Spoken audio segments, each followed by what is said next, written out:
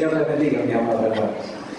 El tema de la sangre de Jesucristo, la sangre de Cristo, es muy posiblemente pues, uno de los temas de los que más se habla en el medio cristiano, particularmente en el medio cristiano evangélico. Se comenta, se canta, hay mucha alabanza relacionada al tema de la sangre de Cristo. Pero el que se comente, el que se hable mucho, el que se cante acerca de algo, no necesariamente significa que se conozca mucho acerca de ello.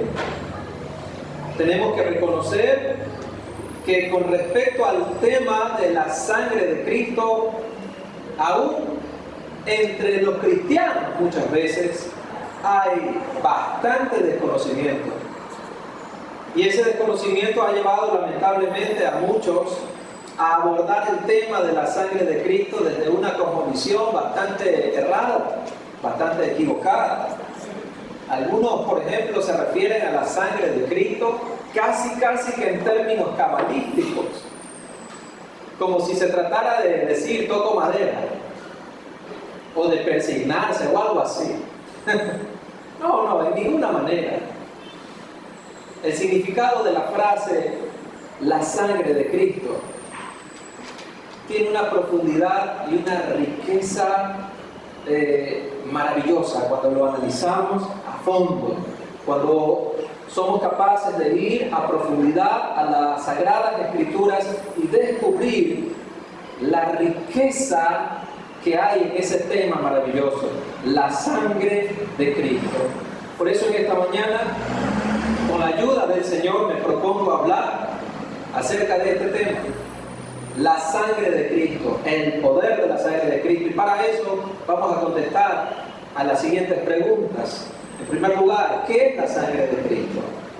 ¿Qué es lo que quiere decir esa frase cada vez que la encontramos en la palabra de Dios? En segundo lugar, ¿qué relación tiene la sangre de Cristo con el Antiguo y el Nuevo Pacto? Y en tercer lugar, estaremos hablando acerca de la importancia. ¿Cuál es la importancia de la sangre de Cristo relacionada con nuestra fe? Así que yo les invito a que nos encomendemos a Dios en este camino de descubrir o recordar, tal vez en algunos casos, lo que su palabra nos dice al respecto de tan importante tema. Oremos. Señor, te damos gracias en el nombre de Cristo Jesús por traer a nuestras vidas en esta mañana una vez más tu santa y bendita palabra. Gracias porque ella, Señor, ella nos alimenta.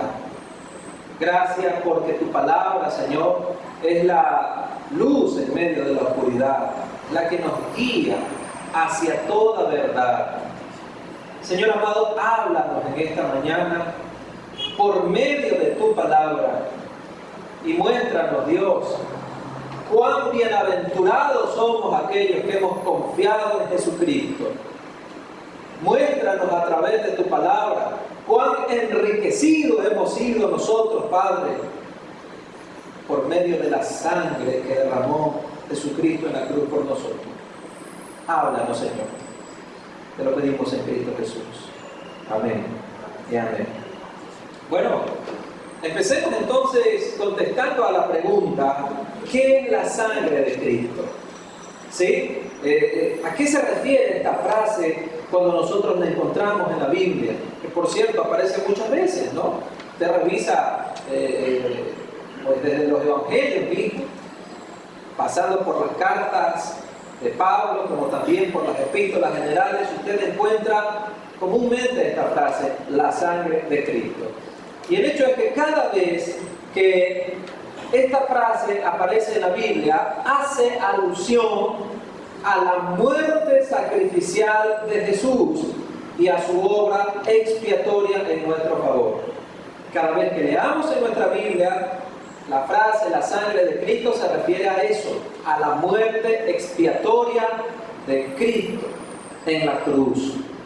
Ahora, esa referencia añade la realidad de que nuestro Señor Jesucristo, pues literalmente, murió desangrado en la cruz.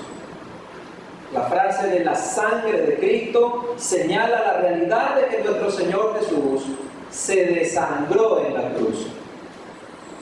En Juan capítulo 19, versículo 34, el Evangelio de Juan, capítulo 19, verso 34, se nos dice el momento en que uno de los soldados romanos traspasó con una lanza el costado del Señor Jesucristo. Dice la palabra de Dios aquí que de su costado inmediatamente salió sangre, pero algo más. ¿Sí? Salió agua. Vamos a ver qué nos dice el versículo 34 de Juan 19. Pero uno de los soldados, dice, le abrió el costado con una lanza y al instante salió sangre y agua. Los entendidos en esto señalan que pues cuando la sangre ya está mezclada con agua, ya sale sangre y agua del cuerpo, es porque la persona ha perdido una gran cantidad de sangre. Y esto corrobora nuestra tesis de que el Señor Jesucristo se desangró por completo. Y por eso ya hubo sangre y agua, el líquido final que vertió de su cuerpo. Ahora bien, quiero que dentro del concepto de lo que es la sangre de Cristo, entendamos algo que es muy importante. El Señor Jesucristo, como bien sabemos, Él es Dios y Él es hombre. No es mitad Dios, mitad hombre. Él es completamente humano y completamente divino. Como humano que es, el Señor Jesucristo experimentó la muerte. Porque es humano el que murió, se desangró. Pero debido a que Él es Dios, la muerte no le retuvo. Al tercer día sabemos nosotros que se produjo la gloriosa resurrección. Pero hay algo más, y es que debido al hecho que Él es Dios también, esa sangre derramada en su muerte en la cruz tiene el poder ilimitado, porque Dios tiene poder ilimitado. Amén. ¿O Dios tiene un poder limitado? No, el poder de Dios es infinito, es ilimitado. Por lo tanto, la sangre de Cristo tiene un poder ilimitado para perdonar un ilimitado número de pecados a un ilimitado número de personas en todos los tiempos, en todas las edades. ¿Se da cuenta del poder de la sangre de Cristo? Derramada hace tantos años atrás y purificando ayer, hoy y hasta cuando Cristo venga, miles, cientos de miles, millones de almas que confíen en Él, dándoles eterna redención. Por eso se dice allá en Hebreos capítulo 5, versículo 9, que Jesucristo, por su muerte en la cruz, vino a ser autor de eterna redención. Dice así: y habiendo sido perfeccionado, hablando de Jesús, vino a ser autor de eterna salvación. ¿Para quién? Para todos los que le obedecen. La sangre de Cristo, qué poderosa que es. ¿Qué relación tiene la sangre de Cristo con el antiguo y nuevo pacto? ¿Sí? Nosotros en nuestras Biblias están divididas, ¿no?, en dos partes: el Antiguo Testamento, el Nuevo Testamento, que también es el Antiguo Pacto y el Nuevo Pacto. Bueno, como medio de expiación, la sangre de Cristo tiene su origen desde el Antiguo Pacto en la ley de Moisés. Aunque no se habla allí literalmente como la sangre de Cristo, sin embargo encontramos ya allí alusiones a lo que más adelante sería la sangre derramada de Jesucristo. Hebreos capítulo 9, versículo 22, nos muestra cómo desde la antigüedad Dios había establecido como algo necesario para la remisión de los pecados el derramamiento de sangre. Dice así, Hebreos 9, 22, y casi todo es purificado según la ley, ¿con qué? Con sangre. Y sin derramamiento de sangre, ¿qué dice? No se hace remisión, obviamente, de pecados. No puede haber remisión de pecados sin derramamiento de sangre. Ahora bien, ¿qué es lo que establecía la ley de Moisés? La ley de Moisés establecía que una vez al año el sacerdote debía ofrecer sobre el altar del templo una ofrenda con la sangre de animales. Una vez al año, cada año, debía hacer esta ofrenda como ofrenda de animales. ¿Y para qué era, entregada esta ofrenda? Era entregada por los pecados del pueblo. Pero bien, esta ofrenda era muy limitada en cuanto a su eficacia. Era muy limitada en cuanto a su efectividad. ¿Por qué? Pues porque tenía que ser ofrecida una y otra y otra y otra vez, año tras año. La sangre de los machos cabríos que era ofrecida para el pecado del pueblo debía nuevamente ser ofrecida año tras año, con lo que esta ofrenda se constituía más bien en un recordatorio de la pecaminosidad de la gente. Ya la gente podía decir, bueno, se acerca el día de la expiación, se acerca el día de la ofrenda por los pecados. Y eso más bien era un recordatorio de la pecaminosidad del hombre. Siempre se tenía que estar realizando esto. Al respecto leemos así en Hebreos capítulo 10, versículos 3 y 4. Pero en estos sacrificios, refiriéndose a los que se realizaban en la ley de Moisés, pero en estos sacrificios cada año se hace memoria de los pecados. ¿Por qué? Porque la sangre de los toros y de los machos cabríos, ¿qué dice? No puede quitar los pecados. La sangre de los toros, los machos cabríos, no puede quitar los pecados. Por eso es que nunca estuvo en la mente de Dios, nunca fue el propósito de Dios que este sistema de expiación a través de sangre de animales y machos cabríos permaneciera para siempre. Ese no fue el plan de Dios. Eso señalaba nada más, era la sombra de lo que habría de venir, lo que sería definitivo, que sería el sacrificio de Cristo. Dios nunca quiso que el sistema sacrificial del antiguo pacto permaneciera. En Isaías nosotros leemos al Señor diciendo estas palabras, ¿no? Hastiado estoy de vuestros sacrificios, de vuestras ofrendas. Dice, mi alma no lo puede soportar más. Se requería de un sacrificio más excelente. Por eso es que fue necesaria la aparición de Cristo. Por eso fue necesaria la muerte de Cristo y muy particularmente el derramamiento de su sangre en la cruz. Déjenme leerle lo que dice Hebreos 9, versos 11 y 12.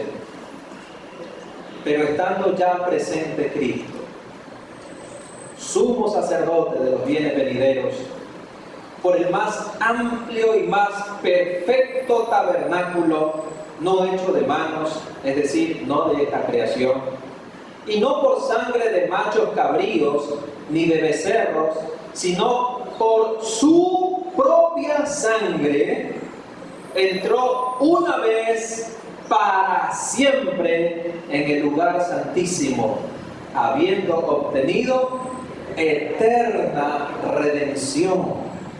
Aquí la Escritura nos dice que ya no por la sangre de corderos o machos cabríos, sino por la propia sangre de Jesucristo, nuestro sumo sacerdote, Él entró para siempre en un lugar llamado como el lugar santísimo. El lugar santísimo.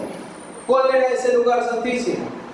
Ese lugar que en el templo se conocía así, a un lugar inaccesible, un lugar que estaba separado por un velo. A ese lugar no podía entrar nadie, sino solo el sumo sacerdote.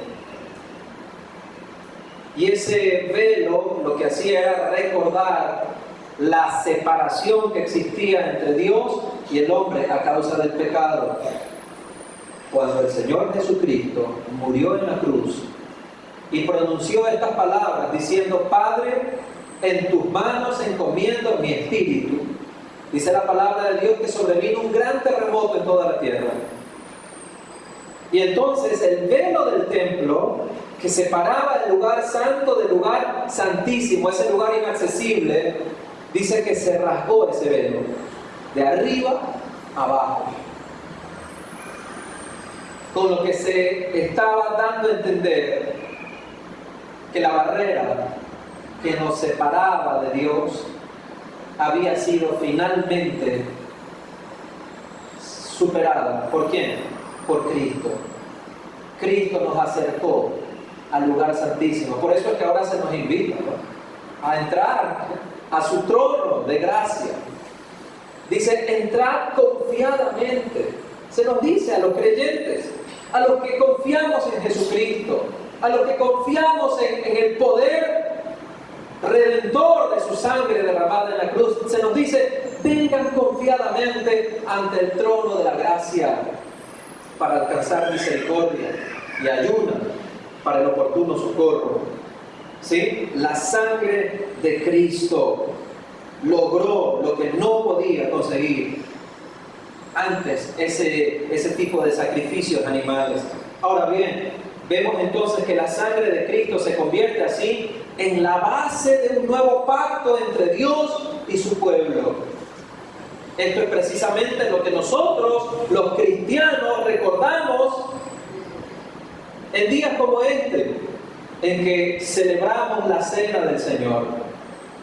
Nosotros estamos recordando justamente que el cuerpo del Señor fue partido, molido por nuestros pecados, dice Isaías.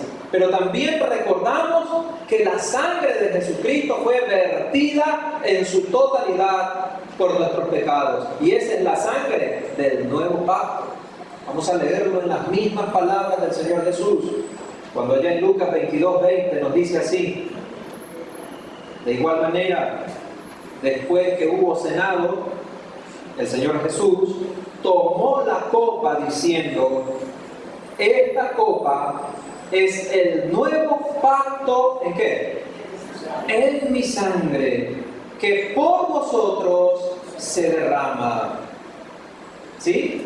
Es lo que nosotros debemos tener en mente. La sangre simbolizada por el vino, por el jugo de uvas, es justamente el símbolo, la representación gráfica de la sangre del nuevo pacto, la que Cristo derramó en la cruz por usted y por mí. Para nuestra fe cristiana. ¿Cuán importante es este tema de la sangre de Cristo para nosotros? Yo creo que la importancia de la sangre de Cristo se mide definitivamente a través de lo que ella consiguió. ¿Cuáles fueron los resultados que consiguió el derramamiento de la sangre de Cristo? Y quiero referirme en esta mañana a 3 de esos resultados. El primero es que la sangre de Cristo consiguió el perdón de nuestros pecados. En segundo lugar, la sangre de Cristo consiguió nuestra justificación. Y en tercer lugar, la sangre de Cristo consiguió nuestra santificación. Permítame hablar ahora detenidamente de cada uno de estos resultados. Decimos que la sangre de Cristo logró el perdón de nuestros pecados. El perdón. Efesios 1:7 nos dice literalmente esto. Nos enseña que la sangre de Cristo logró el perdón de todos nuestros pecados. Dice así, hablando de Cristo, en quien tenemos, ¿qué cosa? Redención por su sangre, el perdón de pecados según las riquezas de su gracia. Aquí se nos dice que por la sangre de Cristo tenemos el perdón de pecados. ¿Y qué significa que hemos sido perdonados de todos nuestros pecados? Eso significa que ya no estamos en deuda con la justicia de Dios. Amados hermanos, la Biblia dice que todo hombre, toda mujer es pecador, es pecadora. Sin importar si usted lo crea o no. Dios lo dice así. Y Dios no miente. La Biblia dice, por cuanto todos pecaron y están destituidos de la gloria de Dios. Así que más nos vale, pues ¿qué cosa? Admitirlo. Más nos vale darle la razón a Dios. Y no endurecer nuestro corazón con argumentos, con justificaciones y decir, yo no soy tan malo, no he pecado, no soy tan pecador. No, Dios dice que todos somos pecadores. La palabra del Señor nos dice que este pecado nos condenaba. ¿Cuál es el resultado? Lo leí hace un rato, o lo decía, ¿no? Cuando mencionaba Romanos 3:23, por cuanto todos pecaron y por lo tanto, ¿qué dice? Están destituidos de la gloria de Dios. Destituidos, separados para siempre de la gloria de Dios. Sin el perdón de Dios, a través de la sangre de Cristo, usted y yo estaríamos irremediablemente condenados al infierno.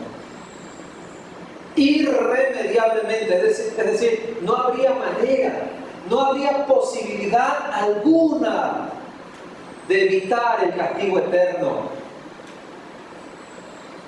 Porque el perdón de nuestros pecados, la absolución de nuestras deudas para con la justicia de Dios, solamente pudieron ser canceladas, solamente pudo ser pagada por una persona, en este caso Jesucristo, el único que nunca pecó.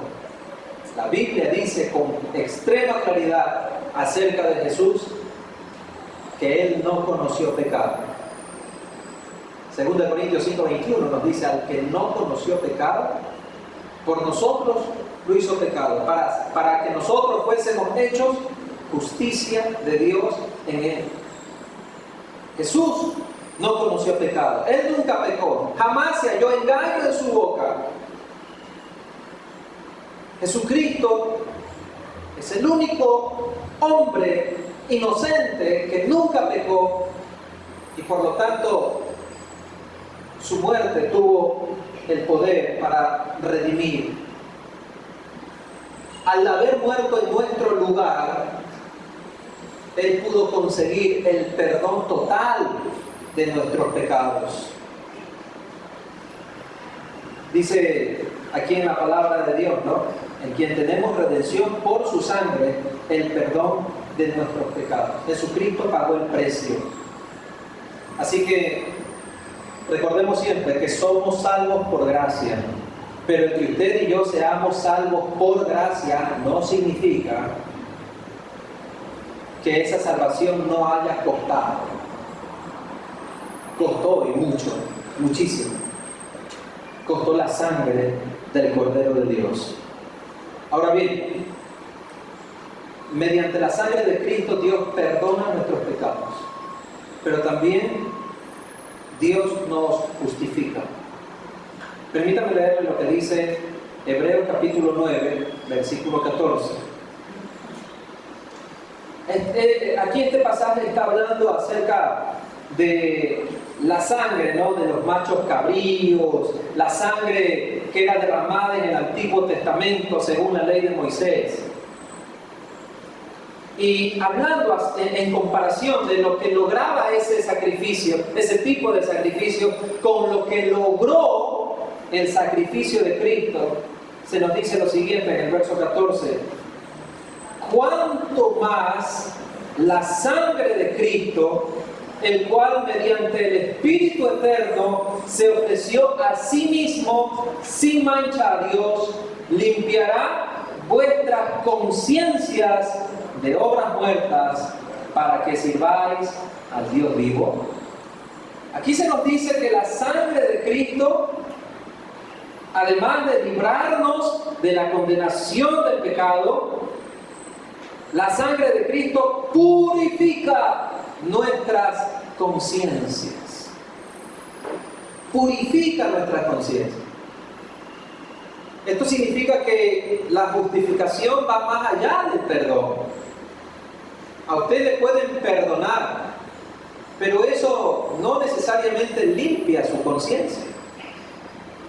Hoy en la mañana explicaba un ejemplo y lo voy a volver a citar, ¿no? Usted, por ejemplo, vamos a suponer que se pasa el semáforo en rojo, ¿ya? Y viene el uniformado y le detiene, ¿no? Le hace orillarse. Y usted sabe que se pasó la roja. Pero de pronto, no sé, le pone carita de arrepentimiento allí al vigilante, y el vigilante viene y lo mira con cara de papá y le dice: siga adelante, tenga cuidado, no lo vuelva a hacer. Usted deja de recibir una multa fuerte, ¿no? Hoy por hoy las multas son mucho más fuertes que hace mucho tiempo atrás. Usted no recibió la consecuencia de esa infracción, pero en su conciencia, ¿qué le pasa? En su conciencia usted sabe que es un infractor. En su conciencia usted sabe que violó la ley. Que no haya recibido el castigo por eso es otra cosa. ¿Sabe?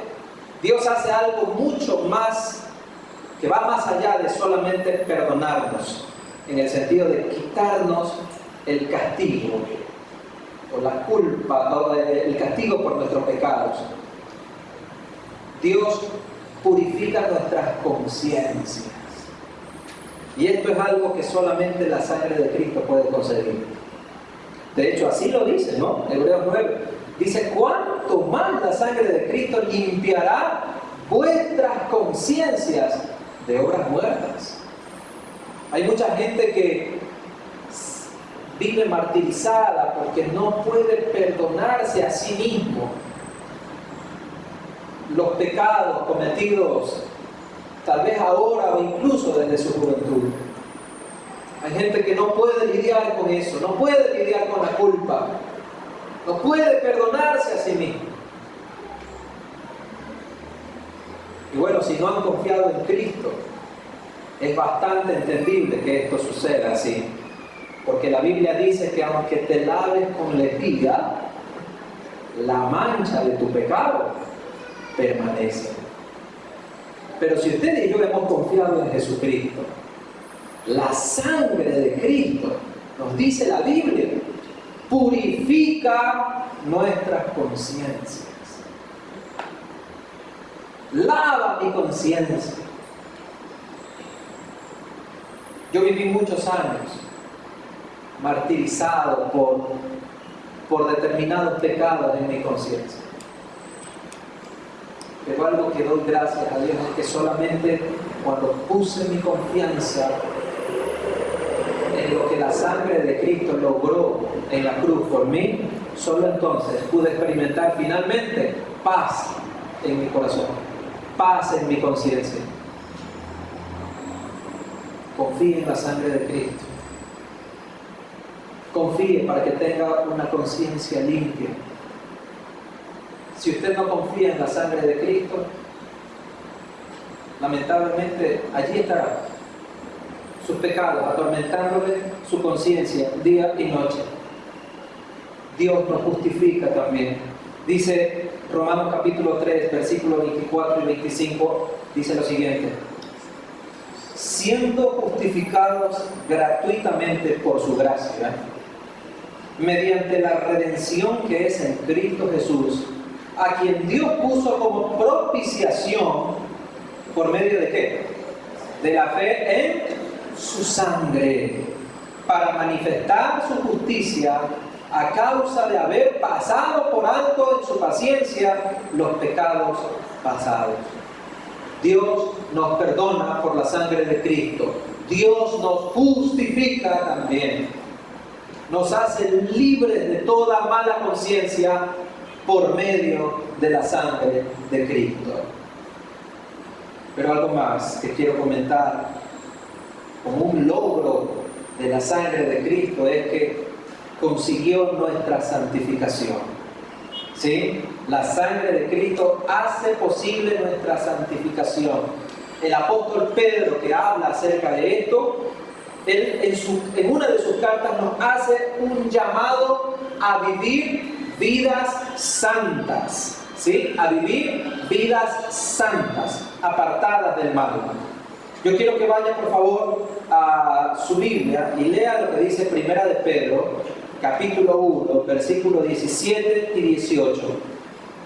Aquí se nos muestra el papel que juega la sangre de Cristo justamente para motivarnos, para darnos el poder de vivir vidas apartadas del mal. Dice Primera de Pedro, capítulo 1, versículos 17 y 18. Y si invocáis por Padre a aquel que sin acepción de personas juzga según la obra de cada uno, conducíos en temor todo el tiempo de vuestra peregrinación. Oiga, leamos con cuidado, ¿eh? Siempre. Prestemos atención a lo que nos dice cada palabra que estamos leyendo. Aquí se nos dice, si invocáis por Padre a Dios, pues conduzcámonos en temor todo el tiempo de nuestra peregrinación. O sea, yo no puedo llamar a Dios mi Padre y vivir sin temor de Él. Eso no tiene sentido. Pero permítame avanzar. Dice el verso 18, que debo conducirme en temor de Dios, sabiendo que fuisteis, ¿qué cosa? ¿Rescatados de qué? Léalo nuevamente, que fuisteis rescatados. Amén. Eso significa que, mire usted, Dios solamente no me rescató de la condenación del infierno. Algunos resumen esto de ser salvo con el hecho de que, ya no voy a ir al infierno. O sea, como si la salvación se tratase solamente de librarte de las llamas del infierno, es decir, de la condenación eterna. Ahora, ciertamente, claro que sí, Dios te libra de la condenación del infierno. Dios te libra del castigo eterno. Eso es parte de lo que significa ser salvo. Pero ser salvo también significa ser salvo de toda mala manera de vivir. Es decir, Dios te salva también de un estilo de vida perverso, de un estilo de vida pecaminoso. De manera que yo no puedo decir que soy salvo de la condenación eterna si mi estilo de vida es un estilo de vida perverso, es un estilo de vida de andar en el pecado, de practicar el pecado. Si yo vivo de esta manera, perdónenme usted, pero yo no puedo decir que soy salvo. No me diga que usted es salvo de la condenación del pecado, de la condenación eterna, que usted es salvo de las llamas del infierno, si su vida, si su estilo de vida no ha cambiado. Pastor, está siendo exagerado. Bueno, 2 Corintios 5, 17, ¿qué dice? De modo que si alguno está en Cristo, nueva criatura es. Las cosas viejas pasaron, y aquí todas son hechas nuevas. Sí, es verdad que hay un Romanos 8.1 que dice que nos habla que ninguna condenación hay para los que están en Cristo Jesús. Perfectamente de acuerdo, hermano. Estoy completamente de acuerdo. Lo dice la Biblia. No hay condenación para quién. Para los que están en Cristo Jesús. Pero también la Biblia me dice que los que están en Cristo Jesús son nuevas criaturas. son nuevas criaturas, andan en novedad de vida. Por lo tanto, ser salvo, acuérdese bien, no es solamente de lo que me librará el Señor en el día del juicio. Ser salvo significa de lo que ahora mismo me está librando el Señor en esta vida, del poder del pecado. Amén. Dice la palabra de Dios: sabiendo que fuisteis rescatados de vuestra vana manera de vivir, la cual recibisteis de vuestros padres. Es decir, se refiere a la naturaleza pecaminosa con la que nacimos, ¿sí? Del poder de esa naturaleza pecaminosa que ejercía sobre nosotros antes de conocer a Cristo. De ese poder nos libró el Señor, de ese poder fuimos rescatados. ¿Y cómo fuimos rescatados? Dice, no con cosas corruptibles como oro y plata. No es que se pagó dinero para que seamos rescatados del poder del pecado, sino ¿cómo? Con la sangre preciosa de Cristo, como de un cordero sin mancha y sin contaminación. Es como si Pedro nos estuviera diciendo: ya el pecado no debe reinar en tu vida. Y si acaso viniera la tentación a nuestras vidas de hacer lo malo, de hacer lo injusto, lo pecaminoso, acordémonos que ya Cristo pagó el precio de su sangre preciosa. Cuando el pecado venga y toque nuestra puerta, tentándonos, acordémonos de la sangre de Cristo. ¿Cómo puedo yo traicionar? ¿Cómo podría yo pecar contra el amor de mi Señor Jesucristo, que se desangró en la cruz, para que yo ya no viva en ese estilo de vida vano y pecaminoso? Ahora, ¿cómo no dar gracias, hermanos? Cuando nosotros observamos todas estas cosas, todo lo que logró el derramamiento de la sangre de Jesús, podemos decir, ¿cómo no dar gracias por la sangre de Cristo? ¿Cómo no dar gloria a Dios por la sangre de Cristo? Vivamos cada día agradecidos. Lo que hemos puesto nuestra confianza en Cristo, vivamos cada día agradecidos por su sangre. Amén.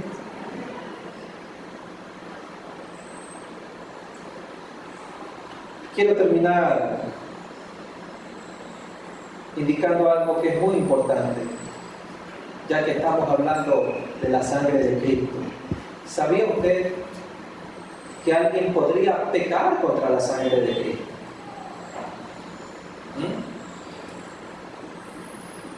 Dice, permítame leer lo que dice Hebreos capítulo 10. Eso no está en el heraldo, por favor, léanlo en su Biblia. Hebreos capítulo 10, versículo 26 en adelante. Dice esto: porque si pecaremos voluntariamente, después de haber recibido el conocimiento de la verdad, ya no queda más sacrificio por los pecados, sino una horrenda expectación de juicio y de hervor de fuego que ha de devorar a los adversarios. El versículo 28 dice que el que viola la ley de Moisés por el testimonio de 2 o 3 testigos muere irremisiblemente.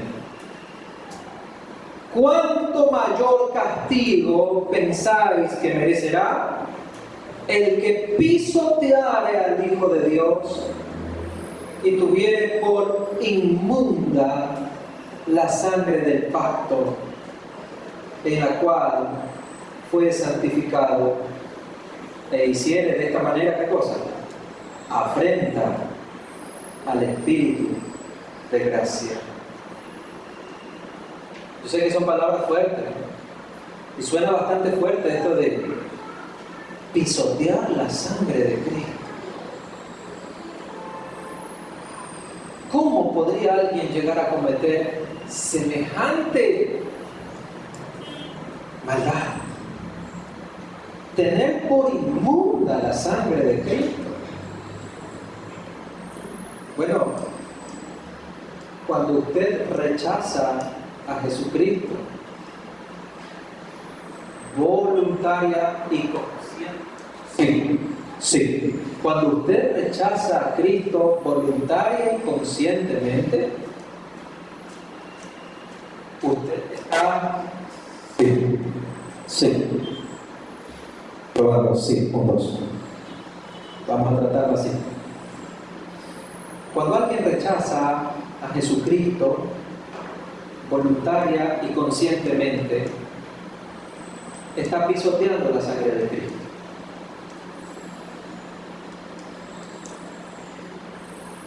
El día que usted esté delante de la presencia del Señor, si usted llega a morir en sus pecados, es decir, si usted deja este mundo, llegase a morir y nunca se arrepintió de sus pecados ni confió en Jesucristo como su Señor y Salvador, usted se habrá ido de este mundo pisoteando la sangre de Jesucristo. Y eso significa haber hecho afrenta al Espíritu de gracia. El Señor Jesucristo habló que el Espíritu Santo, vendría y convencería al mundo de qué cosa? De pecado, de justicia y de juicio. Cuando se predica la palabra, como ahora mismo, el hombre que no tiene a Cristo en su corazón, el hombre cuya vida no ha cambiado, o la mujer cuya vida no ha cambiado porque no ha confiado en Jesucristo como su Señor y Salvador, esa persona está siendo convencida por el Espíritu Santo. Le está diciendo a su conciencia, a su corazón: arrepiéntete, arrepiéntete. Y le dice incluso cuál es el argumento. Esta palabra no solamente que busca convencer de pecado, sino que es una palabra que trae esperanza, porque esta palabra lo que nos dice es que si nos arrepentimos, vamos a conseguir, ¿qué cosa? El perdón de nuestros pecados. ¿Por qué? Porque Jesús derramó su sangre, esa sangre pura, libre de mancha, libre de todo pecado. La sangre del Hijo de Dios fue derramada en la cruz por usted y por mí. Pero si usted se va de este lugar diciéndole: no me arrepiento, voy a seguir con mi vida tal como está, yo no pienso cambiar, no pienso entregarle mi vida a Cristo, quiero seguir viviendo como yo quiero, usted habrá, lamentablemente, usted está pisoteando la sangre del Hijo de Dios.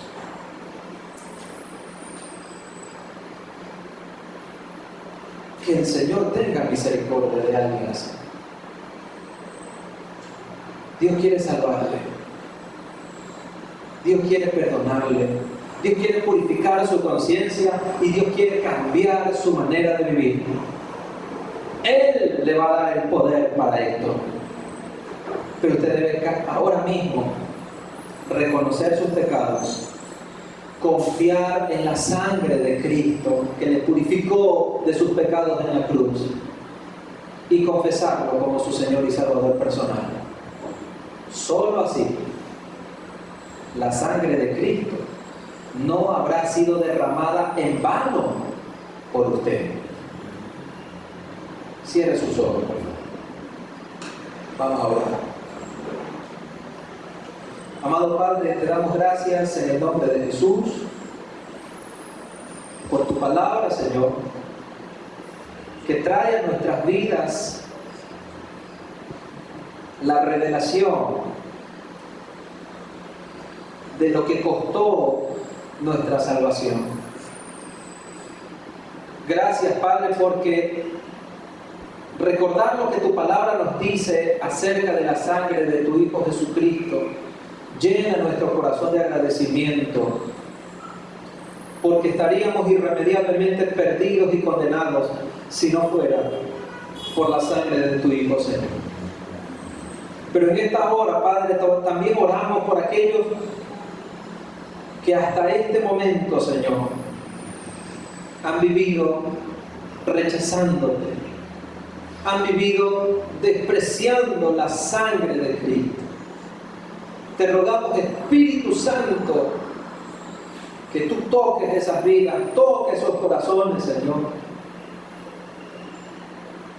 y que puedan hoy mismo ser salvos, ser perdonados, ser justificados, ser santificados por esa sangre que derramaste por ellos también.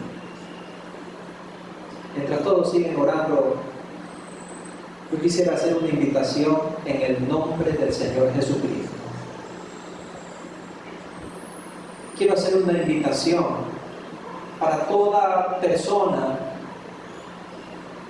que conscientemente sabe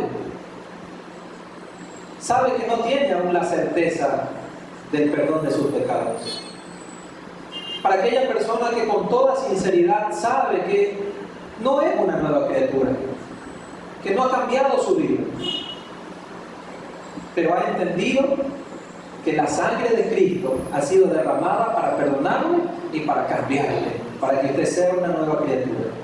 Si ese es su caso, yo quiero invitarle a que usted esta mañana confiese con su boca y crea en su corazón que Jesucristo es el Señor. Crea que Él murió por sus pecados y crea con todo su corazón que Él está vivo, que Él resucitó. Si así es, yo quiero guiarle en una oración para que usted confiese a Jesús. Dice la Biblia que si confesares con tu boca que Jesús es el Señor y creyeres en tu corazón que Dios te levantó de los muertos, serás salvo. Porque con el corazón se cree para justicia, pero con la boca se confiesa para salvación. Confiese esta mañana a Jesucristo como su Señor y como su único Salvador. Hágalo. Permítame guiarle en una oración. Si es así, si usted quiere confesar a Jesús voluntariamente, no porque nadie le obligue, usted voluntariamente quiere entregarle su vida, su corazón a Cristo, pedirle el perdón de sus pecados, permítame guiarle en esta oración. Repita después de mí estas palabras. Dígale: Señor Jesús, yo reconozco que soy un pecador. Reconozco que mis pecados me separan eternamente de ti. Reconozco que llevo una vida que no es de tu agrado. Pero esta mañana he puesto mi confianza en la sangre que Cristo derramó por mí. Creo que esa sangre me limpia de todo pecado. Y por eso quiero pedirte perdón. Perdona todos mis pecados, Jesús. Hazme una nueva criatura. Cámbiame con tu poder. Y sálvame de la condenación eterna y de seguir viviendo perdidamente. Te lo pido con todo mi corazón. Mientras todos siguen orando, me gustaría orar en esta mañana, tarde ya, por aquellas personas que oraron de esta manera. Si usted hizo esta oración pidiendo perdón al Señor, entregando su vida y su corazón a Cristo, confiando en la sangre de Cristo, en el sacrificio de Cristo en la cruz, yo le voy a pedir que usted levante su mano derecha en alto y de esa manera usted me dejará saber que usted oró esta mañana así, y yo quiero orar por usted. ¿Habrá alguien que esta mañana oró al Señor? Dios le bendiga, veo su mano levantada, manténgale en alto, por favor. ¿Quién más? ¿Habrá alguien más que esta mañana oró al Señor? Dios le bendiga, veo su mano levantada. ¿Alguien más entregó su vida a Cristo confiando en la sangre de Jesús y en su sacrificio en la cruz? Dios le bendiga, veo su mano levantada también.